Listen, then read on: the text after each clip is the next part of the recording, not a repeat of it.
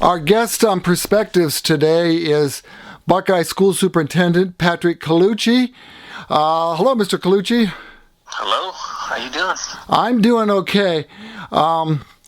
It'll be nice someday when these programs are dominated by COVID-19, but it's kind of interesting that 2 weeks ago we had outgoing state Representative John Patterson on, and he was recovering from COVID.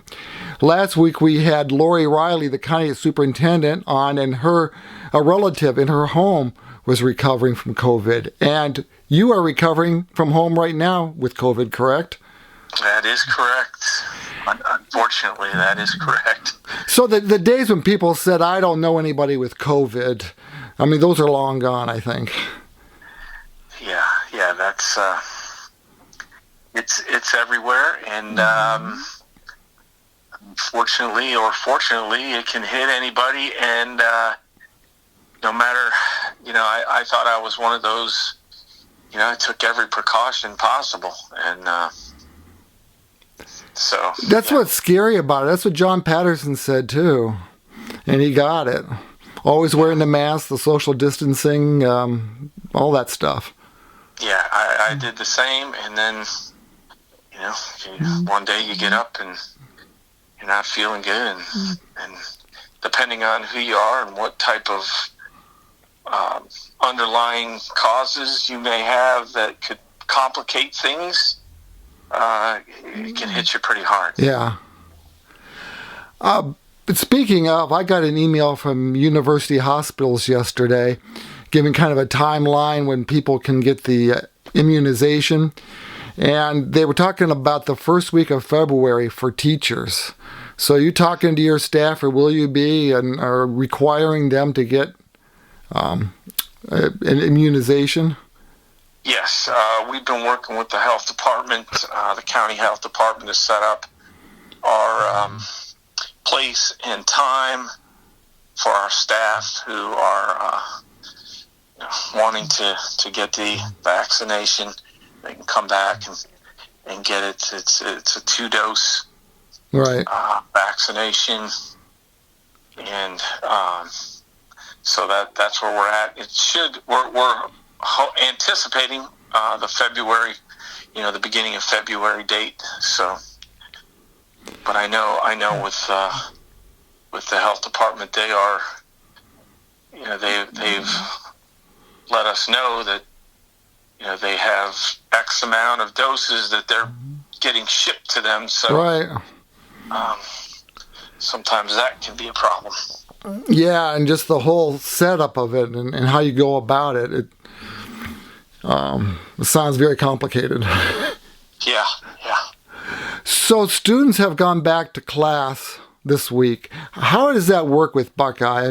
Is it every other day, or I know it's different for the elementary students versus the middle school and senior students? Sure. Our elementaries, K-5, we have 2 K-5 buildings, Ridgeview and Kingsville, and they return. They've been going when we are in school. In the in-person session, they are all in. But we... some of the other districts in the county had more students sign up online, which enabled them to maintain that social distancing protocol in the classrooms. We had to, make sure that the desks were 6 feet apart. Yeah. And making sure the classrooms and lunchrooms and everything was maintained with the protocol. So we didn't have quite as many sign up online to begin with. So at the high school, junior high, it was really difficult it was impossible to have them all come back at that level. So we're doing a hybrid format with the secondary students. So the grade school kids go every day? Yes. And what is the middle and... Is it middle school or is it junior high? It's a middle school. Okay. Starts with grade six through 8. Right. And they come back on an alternating basis so that we don't have as many students in the building, so we can maintain the social distancing protocols. So do they have online classes the days they're not at the school? Basically, yes, but it's more of a, they have assignments that are given to them. Okay. So that they are working on those. So it's extra work for the days they're not there. Sure. Yes. And it's not like they come in one day and they have nothing. Right. My grandson goes to Wallace Braden, and up until this week, he spent one day there. And yeah, he was very disappointed in the whole thing. Because sure, I mean, we've had so many different mandates and moving targets to, the quarantine time frames, the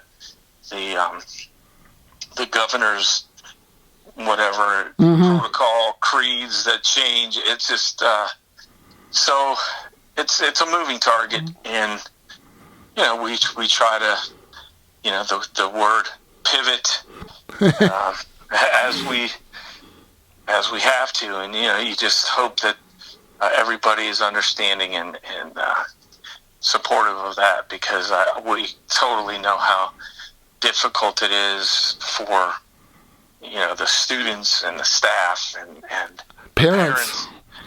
It's just so and the social emotional portion of that with it's not normal, and we certainly try to address that with our staffing and some of the things that we're doing online.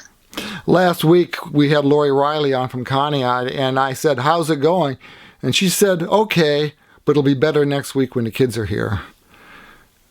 Sure. I mean, I've talked to both of my principals about the return at Kingsville and Ridgeview, how things were going there. And certainly Kingsville said that Shelley Brown said the kids were extremely excited, and the parents, to get the kids back, and they had a little welcome back party where the kids had a cookie and some balloons, and everybody was excited. And that's good. And Mrs. Ryan at Ridgeview said it's been fantastic that teachers have actually come up to her and said, the kids have remembered all the safety protocols and all of our PBIS protocols, and so they, it's been good. It's been a good week. How do you handle things like physical education classes and like band?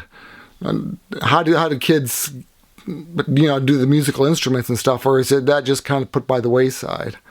No, they have, they certainly have to address the physical side of things, so they've had to change maybe the way that they present their class, and it's certainly not the same, that's for sure. I mean, we did, like, even at the beginning of the year when we were having the football games, we had like half of our band, and we had to sit them at the end zone and put their chairs 6 feet apart, and so it was different. It was absolutely different, but they're able to work on some things and maintain that type of curriculum. At least we did not eliminate it. Right. So. Well, I was thinking just like the younger kids. My grandson's just getting started out on an instrument, and he was playing it on Zoom or whatever program you use from home, to the teacher or whatever. So I guess it's adapting sure. to a lot of changes.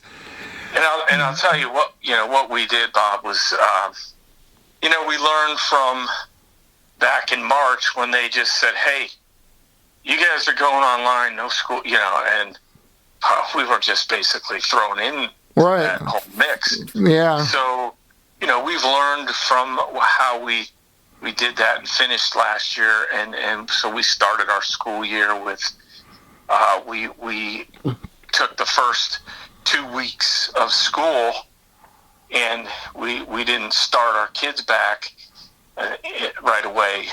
We took that time to provide our teachers with professional development. We wanted them to be really good at being able to and feel comfortable with, providing those online Zooms and that type of instruction remotely. So, and our tech department is amazing. I mean, it'd have to be. We've been able to have a Chromebook in every kid's hands or every family, and if they didn't have internet access, we provided those sites. We were able to. So, yeah, it's we felt like it was as good as we can make it with our curriculum director and our tech department and our staff. They really worked hard to prepare for this, and we know it's not ideal. This is. We would much rather have the kids in school. Right, but the idea of the Chromebooks, I mean, I know Jefferson 6 or 7 years ago started the Chromebooks, and the kids take them home and do their homework, and if there's no school, they can, upload them to the website, and they would grade each other's papers. They would, instead of passing around physical papers, they would do it online, and so, I mean, there's going to be some lasting good things with the Chromebooks and all.